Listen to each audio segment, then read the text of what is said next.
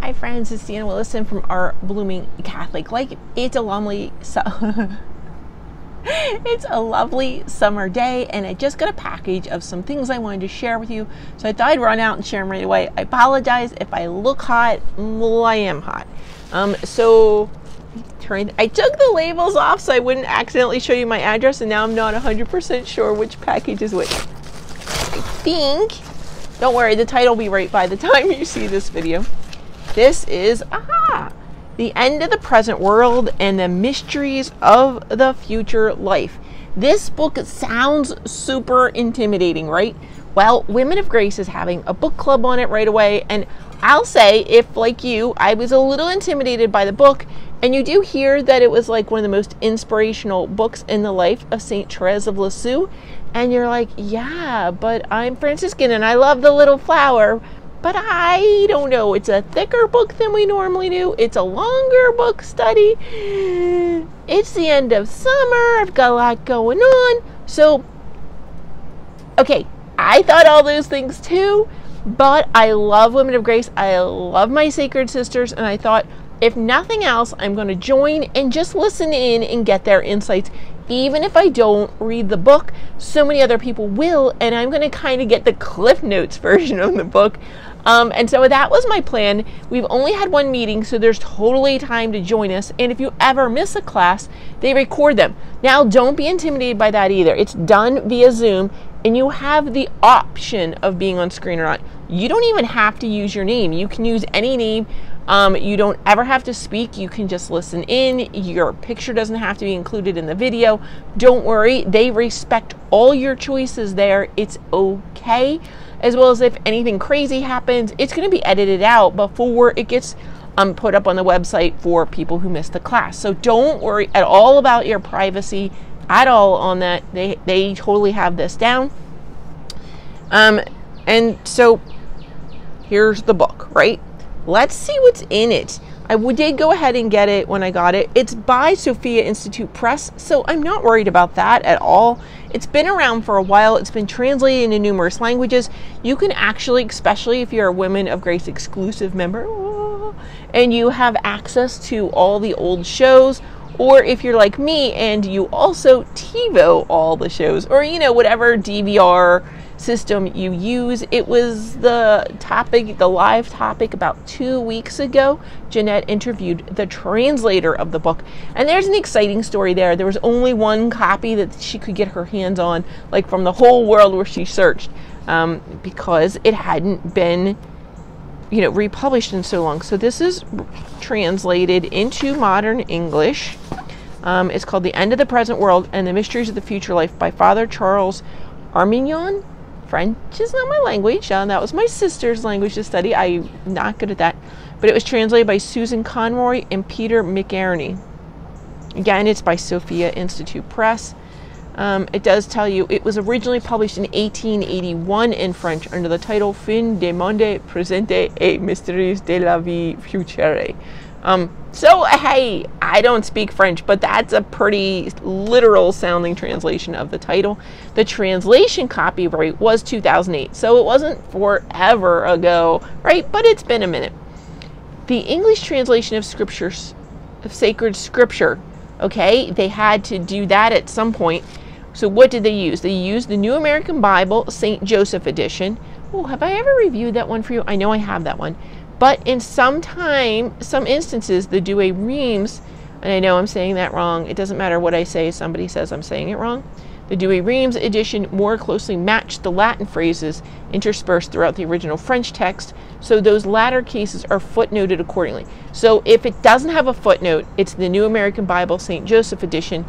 If it is the Douay Rheims, there'll be a footnote letting you know. Thank you. That's very clear. This was printed in the United States of America. The cover design was by Ted Schlunderfritz. Okay, if he's American, he has a very German name.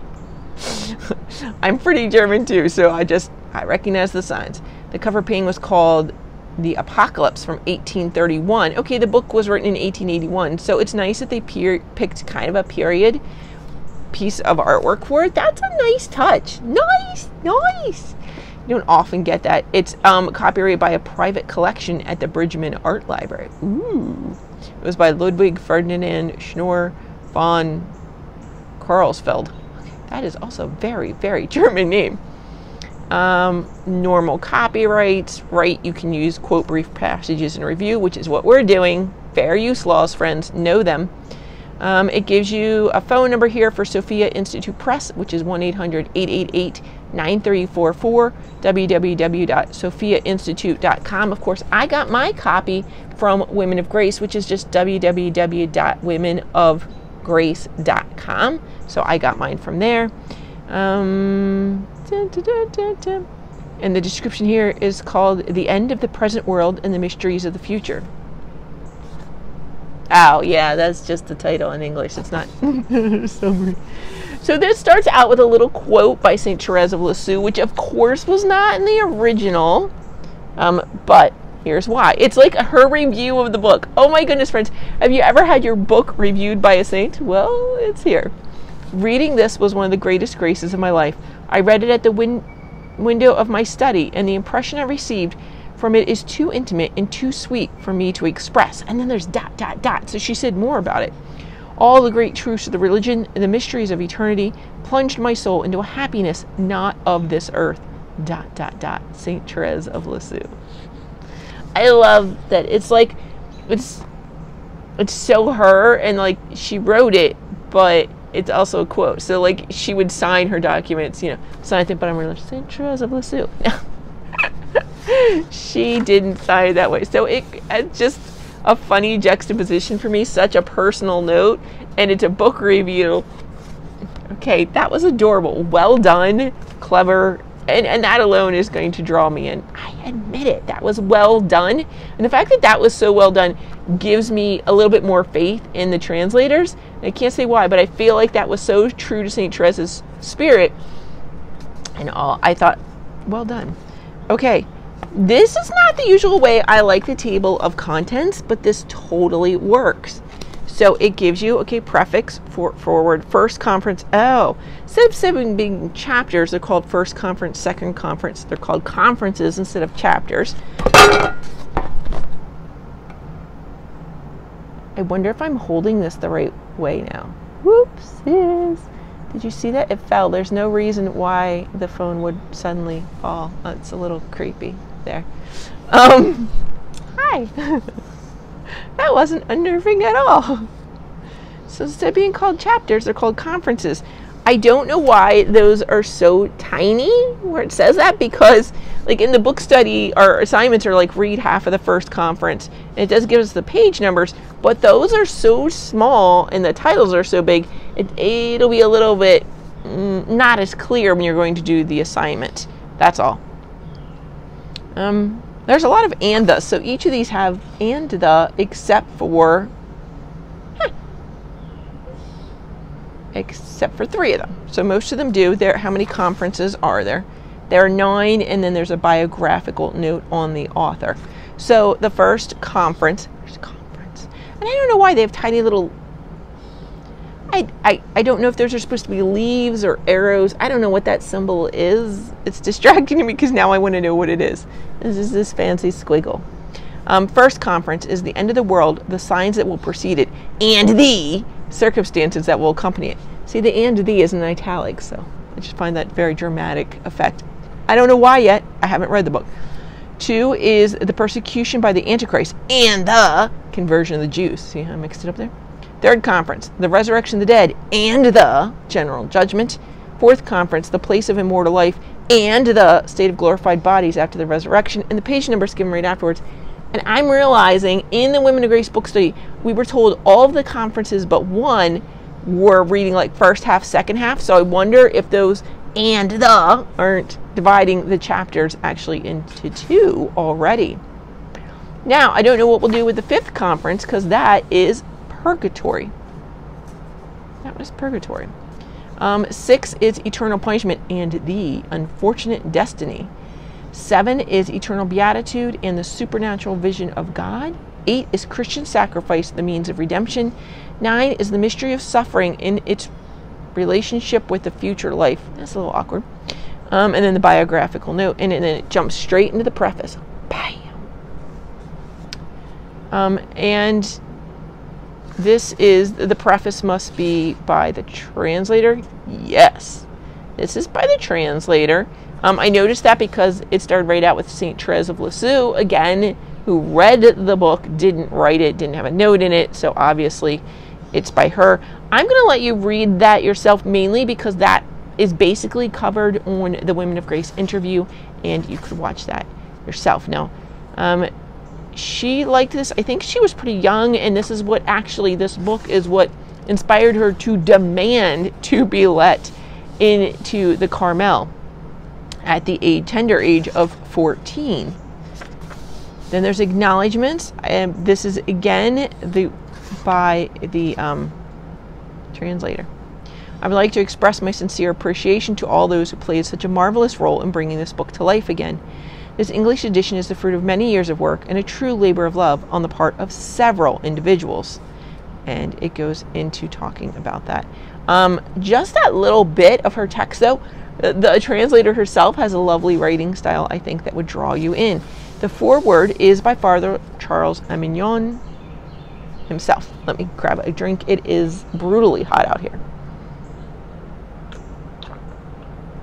Let's read a little bit here of his foreword. Dear reader, it has seemed to us that, well, I'll hold the book up for you. Dear reader, it has seemed to us that one of the saddest fruits of rationalism, that fatal error and great plague of our century, the pestilential source from which our revolutions and our social disasters arise, is the absence of the sense of the supernatural and the profound neglect of the great truths of the future life. Oh, you know who else said that?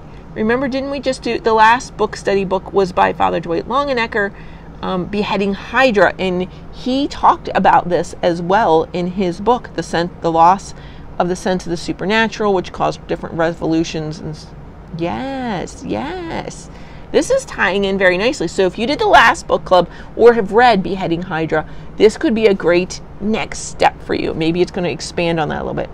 The earth is afflicted with a dreadful desolation, because the majority of men, fascinated by the lure of fleeting pleasures and absorbed in their worldly interests and the care of their material affairs, no longer fix their thoughts on the principal considerations of the faith and stubbornly refuse to recollect within themselves.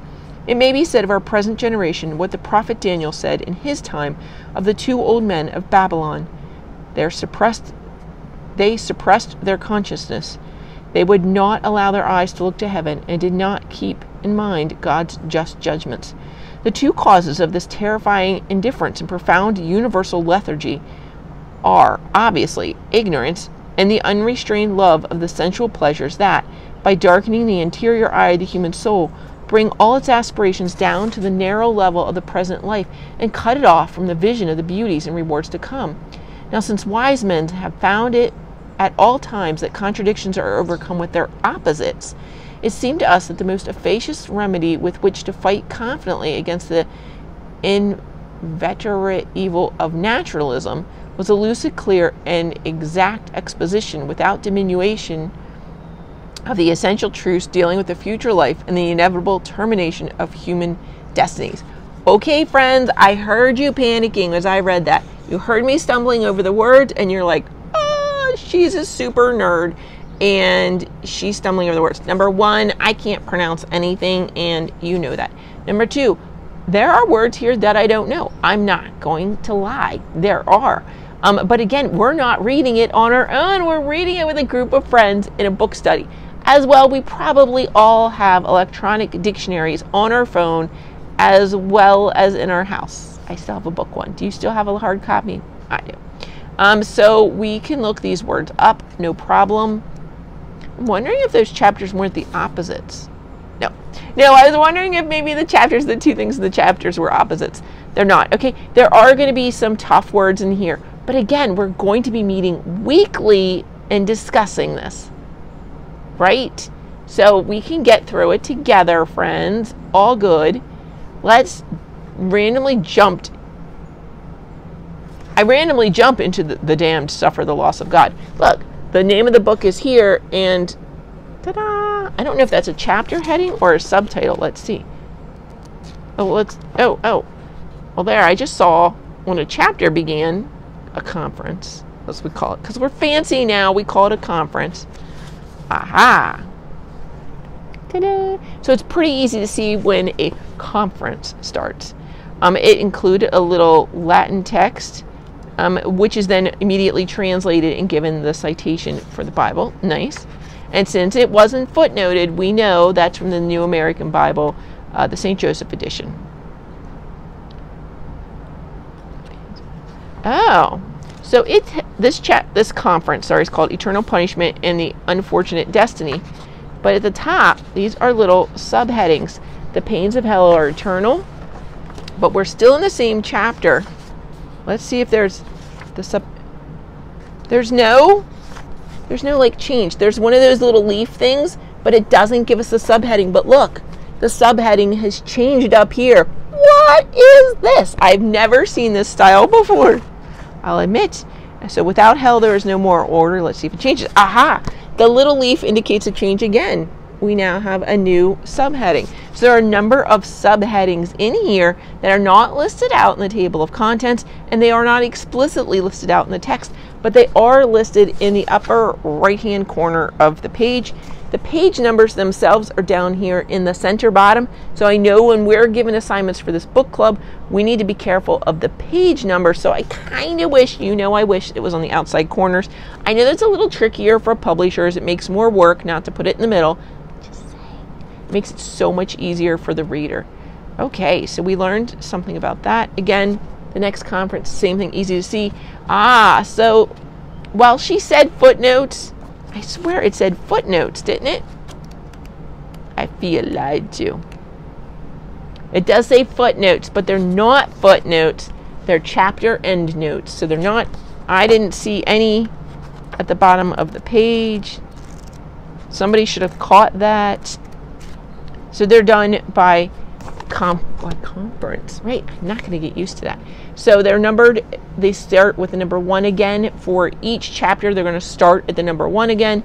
And so they're going to be the end of your chapter. So if you are an end note reader, we'll just say a note reader. If you're a note reader, you're going to want to have a bookmark for your spot in the book, as well as a spot for the chapter end notes, whatever you want to call them. Very interesting. Let's see kind of what it has back here about the author, because that format seems pretty steady throughout the book. Let's get back here. The bibliographical note. Oh my goodness, friends, it's only one page. There's such a big gap here, and then look, it's only one side, one page. That's going to take you no time. There's just as much text almost about Sophia Institute Press, which again gives you the number and the website, and then bam, end of book. Bam, bam, bam. This is one of those smooth, shiny covers. This is not one of my favorite velvety covers. You know how I am. It tells you, I'm just going to read you a little bit, the signs that will precede the world's end, the coming of the Antichrist and how to recognize him, the judgment and where it may send us, heaven, hell, and purgatory, biblical end times prophecy, how to read it and not to be deceived. Reminds us that Jesus commands us to be ever watchful for his return and ever mindful that we have no lasting city on earth. The end of the present world and the mysteries of the future life is an invaluable aid to inculcating in your spirit that heavenly orientation without which true human happiness cannot be found in this world or the next. And you still want to know who Father Charles Armignon was, and I'll give you the tiny text. It's down here. It's this tiny text at the bottom here. It tells you he lived from 1824 to 1885. He was a French priest who gained great renown for his ability to inspire his listeners a deeper and more ardent love for Christ. He sought after homilist and spiritual director throughout France and abroad. He delivered sermons, ran retreats, and preached conferences, the most famous of which formed the basis for the end of the present world. They were presentations he gave. Oh, this makes so much sense. I'm so glad we read that little note, friends. This book cost about $20. That's US. I don't know where it is where you are. And it says to look for the tag words Catholicism. I really can't even say Catholicism today. That's what it is, friends. And eschatology.